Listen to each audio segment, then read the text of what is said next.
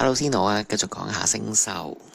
今次係準決賽啦，一連兩集13集同14集係同一日拍攝嘅。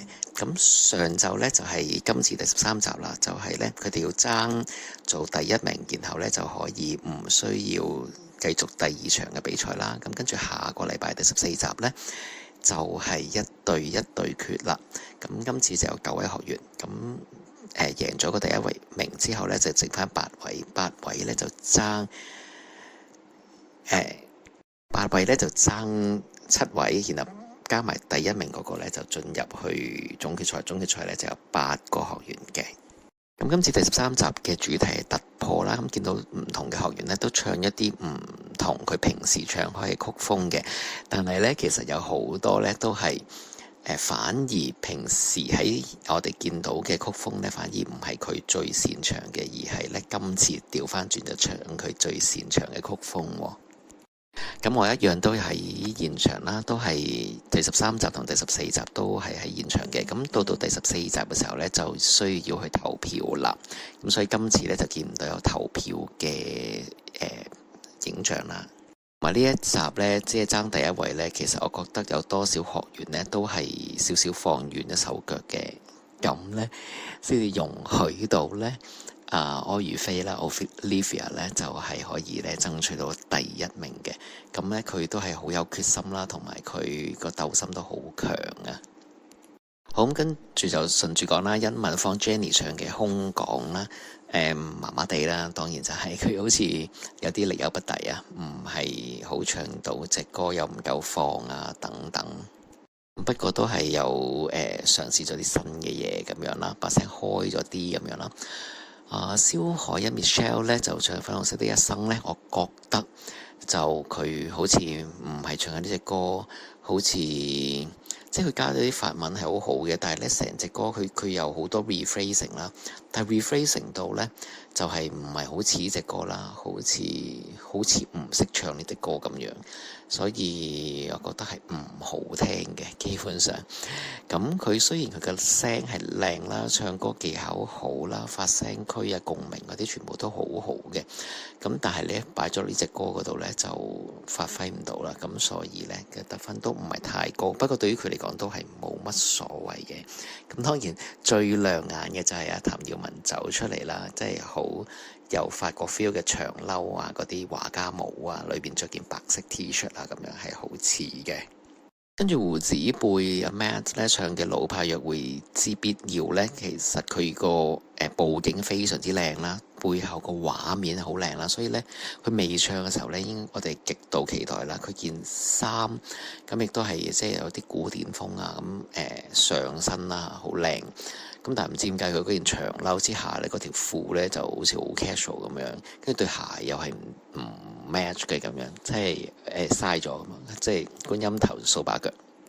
咁啊曲風完全唔係佢嘅曲風啦，咁佢亦都冇呢隻歌想要嗰種嘅嗰啲表情啊、態度啊、嗰種即係有少少嘅怕醜啦，但係有啲得戚啦，有啲得到對方嘅愛啦，又即係嗰種調皮咧係一啲都冇咯。咁所以對於呢隻歌呢，其實就真係唔係好適合佢，同埋啲字好密啦。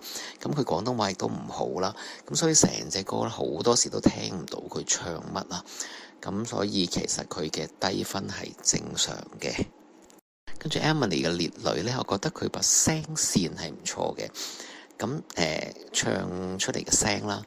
咁但係呢，就佢個態度就唔似隻歌啦，佢又唔酷啦，又唔高傲啦，即係呢個應該串串地啊，高傲啲啊，酷啲啊，唔理你啊，唔望你啊，懶理你啊，咁樣叫人氹佢啊，即係咁樣啦。咁佢完全係冇咯，反而佢仲喺度挑逗人啊，引誘人啊，咁樣就唔係好似呢隻歌啊，我覺得。同埋佢嗰啲衫咧，佢又要扮到性感啦，想性感咁，但係咧又成件衫咧有長袖啊，有長裙啊，咁樣咧，即係完全就即係同隻歌好唔 match 啦，同佢要表達嘅嘢亦都好唔 match。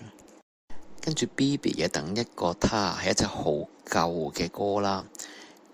咁算唔算適合佢呢？即係快咗啲啦。咁佢可以係喐動下啦。咁少少啦，少少嘅進步啦，少少嘅突破啦。咁但係又即係都唔係好特別啦。中中停停啦，分數都唔差嘅。咁可能即係見佢都有啲突破咁樣啦。咁但係話成隻歌嘅處理係咪好好呢？又未係嘅。有冇發揮到啲小宇宙啊、潛能啊咁樣呢？咁我覺得亦都係未嘅。跟住 Cypher 啦，就唱嘅驗傷啦。Cypher 咧就現場我係有即係揾我講 comment 嘅，咁但係出到街就冇咗啦，就冇出到街啦。咁其實佢就係當日係失聲啦，咁你見佢講嘢都係即係冇乜聲咁樣講嘢啦。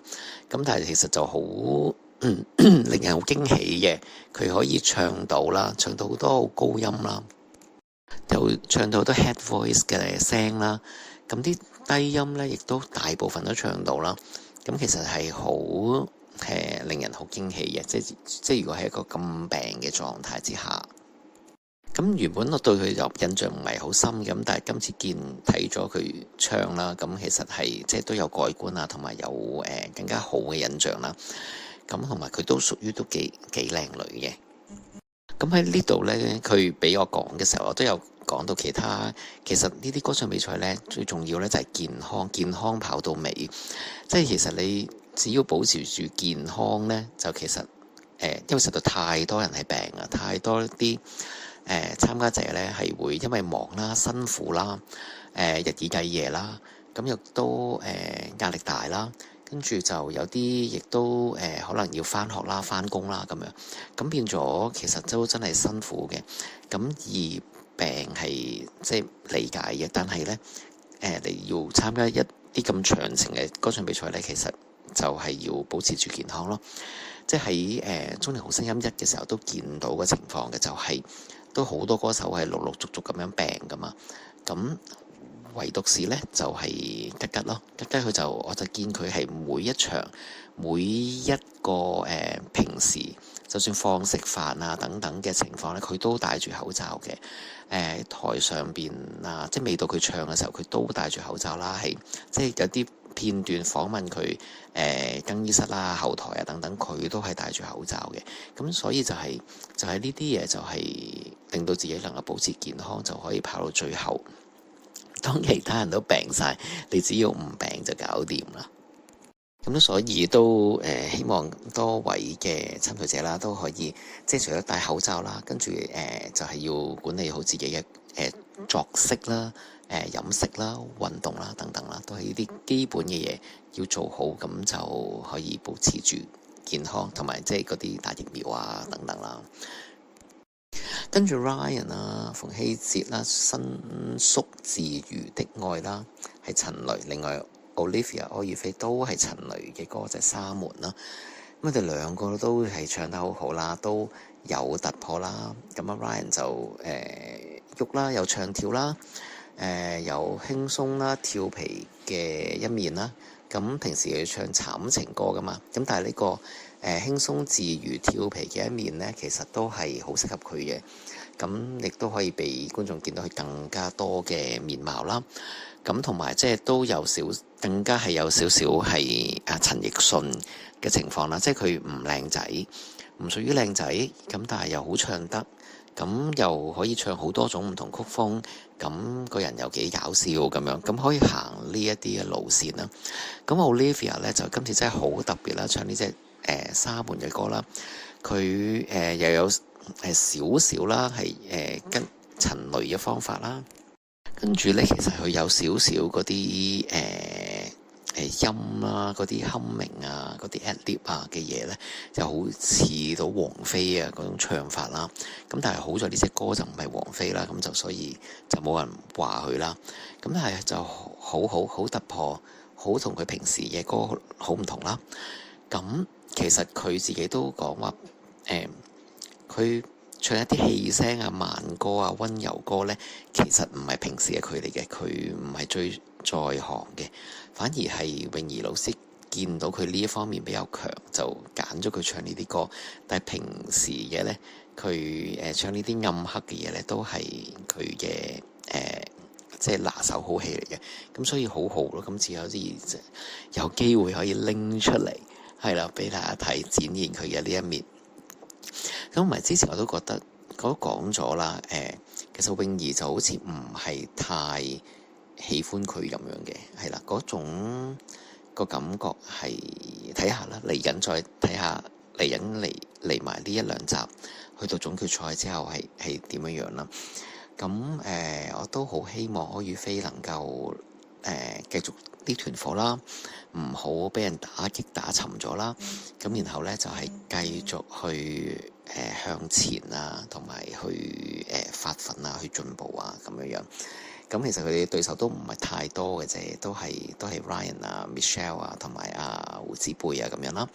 咁希望可以係啦，爭到一席位3甲。